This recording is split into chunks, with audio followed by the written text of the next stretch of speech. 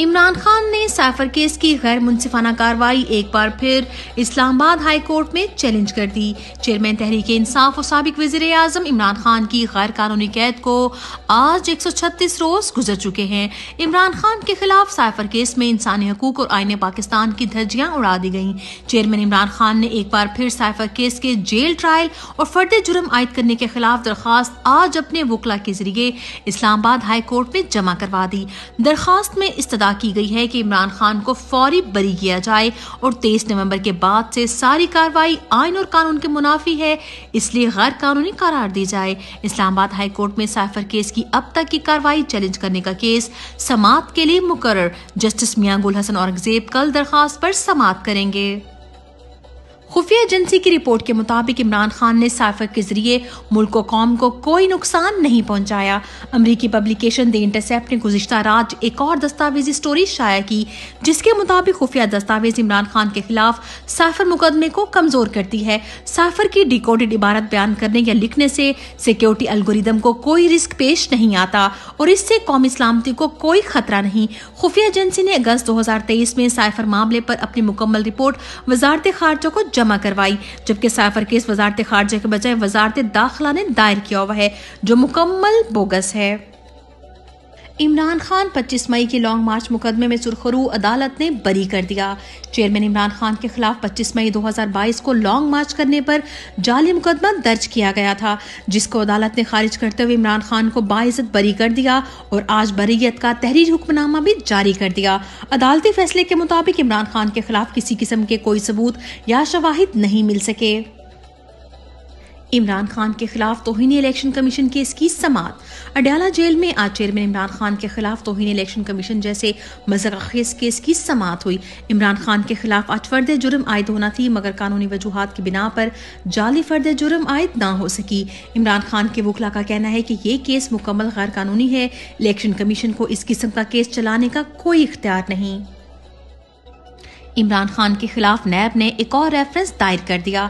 Chairman Imran Khan के वकील नईम हैदर पंजूथा ने अपने ट्वीट में बताया, अलकादिर ट्रस्ट केस में रेफरेंस के बाद इमरान खान के खिलाफ तोशाखाना नैब रेफरेंस भी दायर कर दिया गया। उन्होंने मजीद कहा कि गिरते जाओ जितना गिरना है, एक सच्चे लीडर के खिलाफ झूठे मुकदमात बना रहे हो, इंशाअल्लाह अल्लाह के करम से सुरखरू होगा कप्तान।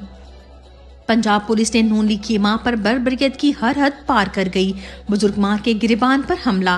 पंजाब पुलिस ने गुज़िश्ता शब बर्बरियत की हर हद अबूर करते हुए उस्मान और उमर डार की बुजुर्ग वालदा के घर पर हमला किया और उनकी बुजुर्ग वालदा का गिरेबान तक फाड़ दिया। डार बरदान की वालदा ने वीडियो पैगाम में बताया कि ख्वाजा आसिफ की मां पर उनके घर पर छापा मारा गया, उनके साथ बदसलूकी की इंतहा कर दी गई, उनका गिरेबान फाड़कर जदोकोब किया गया, घर में मौजूद खवातीन के कपड़े फाड़े गए। उन्होंने मजीद कहा कि ये सब कुछ मुझे इलेक्शन लड़ने से रोकने के लिए किया गया। मैं हर सूरत इलेक्शन लड़ूंगी, ये मेरे दिल का फैसला है। पाकिस्तान तहरीक इंसाफ ने इस बर्बरियत की शदीद मजम्मत की और पुलिस अफसरान के खिलाफ फौरी कार्रवाई का मुतालबा किया। Tehreek Insaf intra party election case का फैसला महफूज। इलेक्शन कमीशन में आज PTI intra party election case की समाअत हुई।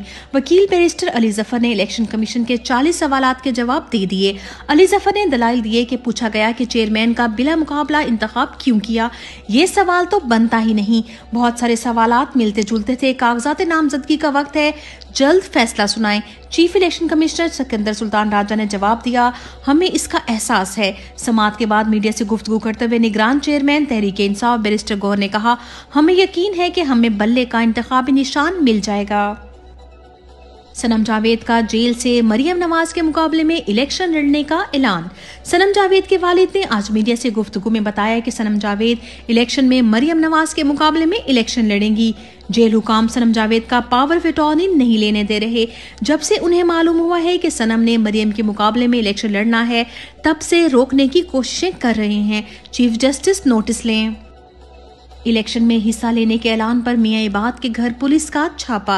लाहौर से मियां इबाद 7 माह से फौज की हिरासत में हैं, लेकिन गुज़िश्ता रोज उनके भाई और बीवी ने इलेक्शन लड़ने का ऐलान किया तो आज पुलिस उनके घर पहुंच गई। पाकिस्तान तहरीक इंसाफ ने पुलिस की इस फस्तायत की शदीद मजम्मत की। बिलावल जरदारी की मौजूदगी में वजीर आजम इमरान खान के नारे। लाहौर हाई कोर्ट बार में बिलावल जरदारी के खिताब के दौरान वुकला ने वजीर आजम इमरान खान के नारे बुलंद कर दिए। वुकला ने एक बार फिर साबित कर दिया कि इमरान खान को वजीर आजम मुंतखब होने से कोई रोक नहीं सकता। मोटरसाइकिलों की कीमतों में होशरबा इजाफा। मीडिया रिपोर्ट्स के मुताबिक कीमतों में इजाफे के बायस सेकंड हैंड बाइक्स की खरीदो फरोख्त का कारोबार ठंडा पड़ गया। पुरानी बाइक्स की कीमतों में भी 40% तक इजाफा हो गया, जिससे खरीदार और दुकानदार दोनों ही परेशान हैं।